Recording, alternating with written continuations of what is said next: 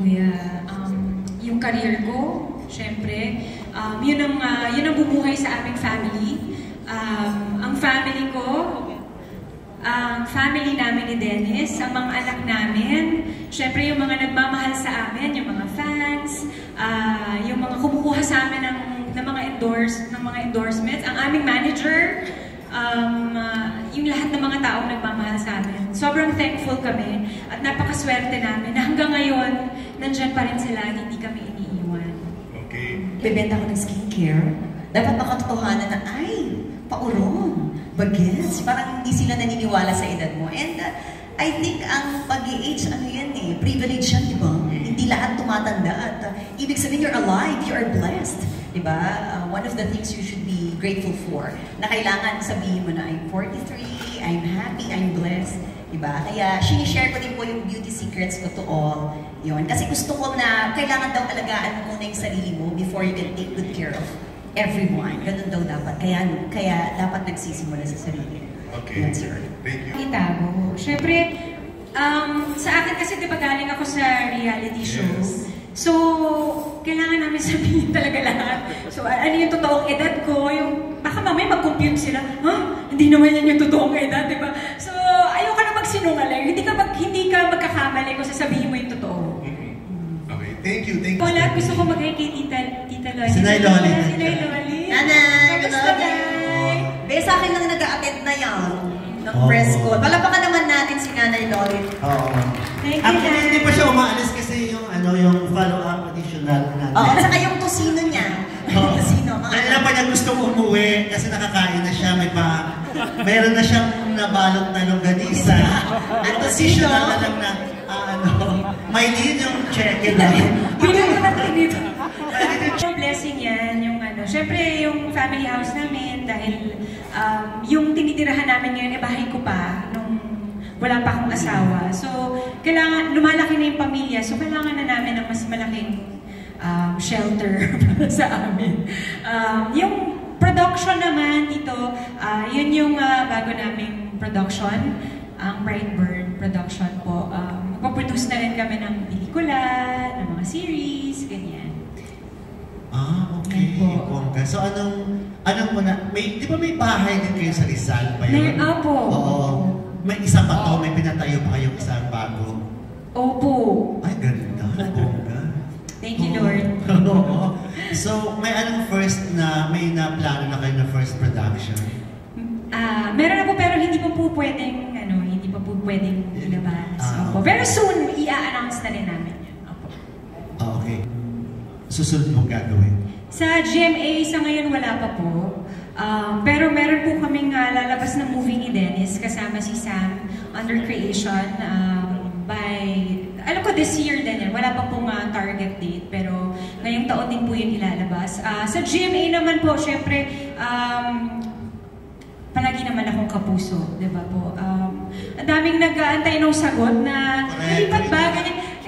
Ako naman na 20 years na po akong kapuso and I'm very thankful na hanggang ngayon po ako po kapuso pa rin. Meron pa rin mga ninenego, pero mabilis na lang po yan. So we're just waiting for the contract. Pero happy pa rin ako na maging kapuso. Basta gusto pa rin nila ako, di ba?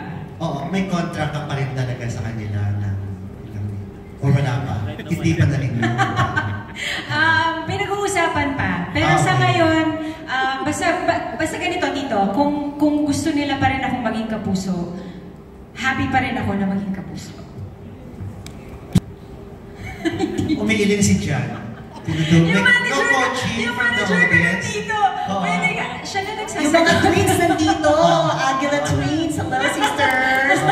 Sige na, kasi di ba may nasabi daw, may attempt na... Wala daw. Sabi ni, hello kita. Andito yung mga managers ko, tatlo yung manager. Wala po. So, wala talaga. We never offered and we never offered. Okay. So, walang offer naman talaga. Sa ibang network po? Oo, wala. Wala pong offer ng ibang network. So, we can say freelance ka ngayon? Yes. Okay. Hinihintay na lang yung... Pero may, may negotiation. Yes, opo. Meron naman. Ayos lang. taasan na yung PF nun, di ba? Naku, hindi ko na pag-usapan yan dito. Dito! Okay. Movies, kasi alam ko may sinute kayo ni Dennis. Sinubmit ba yun sa MMFF? I have no idea. Pero... Tapos na? Tapos na po. Natapos na namin ng first quarter nitong taon. At iniintay na lang namin yung playdate. Marami tayong kailangan gawin for self-care. Siyempre, kailangan natin as much as possible. Sisingit natin yung physical, di ba, workout tayo. Kahit pa paano, nakakatulong yan sa pag-distress. Alam ko, marami sa atin, ako guilty ako dyan, na napapabayaan ng mga sarili. Lalo na, di ba, pag nagkakaanak, nagiging busy as housewife, tapos i-juggle mo pati yung career. So medyo mahirap yun para sa ating mga mommies. So, para sa akin, importante ang self-love, self-care, di ba? Yun ang wag na wag nating papabayaan kasi hindi natin maaalagaan yung mga mahal natin sa buhay pagka tayo ay hindi fit para gawin lahat ng mga kailangan natin gawin. Thank you. So, totoo lang, parang si Lord naman nag-guide sa akin. Di ba, Be? Parang hindi ko na namalayan, naging 15 years na ako. Pero sabi ko nga, actually may dalawa pang A-listers bago matapos ang taon ng ating ilo-launch. Diba last time nasabi ko na parang ayoko na ata, okay na yung mga baby ko. May aalis, may darating, parang may, di ba sa buhay talaga, as we age talaga, natututo tayo. Feeling ko nga, ngayong na nasa 40s ako, ngayon pa lang ako natututo sa buhay. Diba? Pero sabi nga nila, huwag tayong papagod na magmahal. Diba? Every time din nagbibigay din tayo ng endorsement, kahit papaano, nabibigyan din natin work ang ating mga artista. Natutulungan pa natin, mas lalo silang gumanda. At the same time, natutulungan nila ako na i-promote ang beauty derm. Sabi ko nga, dalawa lang anak ko, modesty aside, I have everything na eh. Sa age ko na to, pero bakit pa rin ako nabubuhay at super kayod? Lagi ako nag-thank you sa ating media fam, sa lahat ng mga kaibigan ko, sa lahat ng ambassadors ko. Imagine nyo, may graduates na ako sa Ilocos, or cum laude pa yung iba. Ang sarap ng feeling na parang nanay ako. Yung mga anak ng mga staff ko na nakakapag-aral ko. My ambition became a mission. Kaya habang may nagmamahal sa beauty derm at may sumusuporta, nandito pa rin ako. Beauty derm 15 years and beyond.